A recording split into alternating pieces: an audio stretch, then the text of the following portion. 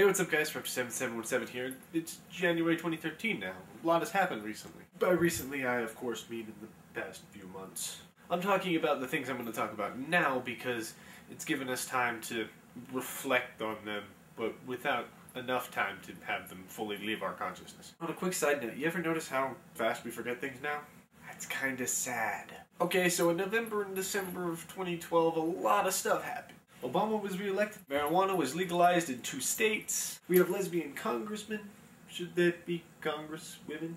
Everyone hates the Westboro Baptist Church. Turns out that generals do in fact have affairs. All politicians are whiny babies, but mostly Republicans are. But most importantly to me, November and December were unfortunately the months that everyone died.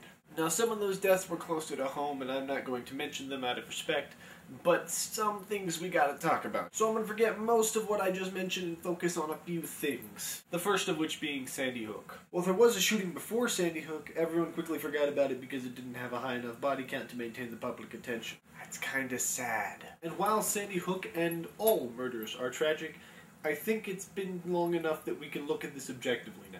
So there have been several things put forth on the agenda to stop school shootings and shootings in general. The first of which being background checks, which I'm basically all for. I mean, I don't want a career criminal being able to purchase a gun with ease. Although doing so illegally seems like it would be quite easy for a career criminal. The second is to limit rifle magazines to 10 rounds. Now, if we ignore the fact that this won't have any immediate effect, we still got some problems. Like the fact that the amount of ammunition you have at that moment matters very little if you can shoot well, especially against people who are unarmed. The shooter at Sandy Hook also had multiple clips, which, with a semi-automatic rifle, unless you were paying really close attention, it would be nearly impossible to tell when he reloaded. Having reloaded guns and continued firing in the past, I can tell you it doesn't take very long.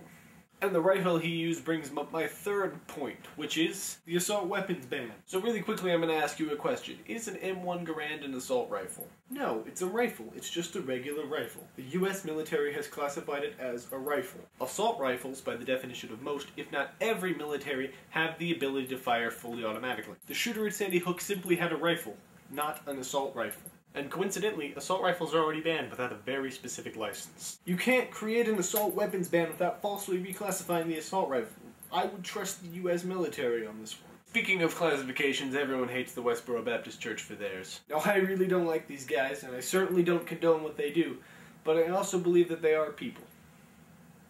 Sort of. So there was a petition going around to get the US government to recognize the Westboro Baptist Church as a hate group, and I don't really disagree with that. But recently, in around the same time frame, they got into an argument with Anonymous. People you really don't want to get into an online argument with. Anonymous should also coincidentally be recognized as a hate organization. So Anonymous counter-protested, which is fine, but then they hacked into their Twitter accounts and posted their personal information online. Now, I don't necessarily know what people are going to do with this information, but I do know one thing, and that's that it can't be good, and it certainly doesn't make you better than the people of the church. But what worries me is that people seem legitimately afraid of this group of 40 dumb individuals. Like, this country contains thousands of Nazis who protest and make their presence known constantly. The Constitution protects their right to do so, but that's not the point. The point is, why are we not attacking the Nazis? I mean, they're Nazis! They do worse things than anyone else just as publicly, and we don't attack them. I mean, also in condoning the actions, illegal actions, mind you, of Anonymous is a pretty bad idea. I mean, Anonymous has no moral compass. They could just as easily turn on you and make your life hell on a whim. That's why Google, when having to choose between Scientologists and Anonymous, chose the Scientologists. Because they're the slightly more trustworthy and less volatile group of crazy people. They also have better lawyers. And speaking of laws, in a very roundabout way, a few states just recently legalized recreational stupidity. I mean marijuana use. First of all, the recreational use of anything that you have to insert into your body that is not necessary for survival is stupid. Second, we were finally getting rid of recreational drug habits, which are unhealthy and unproductive, and now we gotta go be regressive and ruin it. I mean, people in the East have mostly stopped doing opium, and people in the West have mostly stopped doing tobacco and cocaine, but now... Thirdly, this highlights the fact that our government is full of weak individuals who give in to criminals. That's the shared problem with all of this. We as a society condone illegal behavior, celebrate its legalization, And then, when the law we are consciously subverting fails, we freak out and demand that it changes. No one mentions the problems with their illegal and panicky decisions. Like the fact that marijuana usage causes brain damage and lung problems. Or that Anonymous has no real problems hurting you and not the people you want hurt. Or that shooting in San Antonio where the perpetrator had a gun pointed at him, he then surrendered and was subsequently unable to shoot people. I mean, no one mentions the people who were already completely willing to go guard schools, like that one retired soldier. What? What, they made him pay a fine for that? He had to apologize to the president?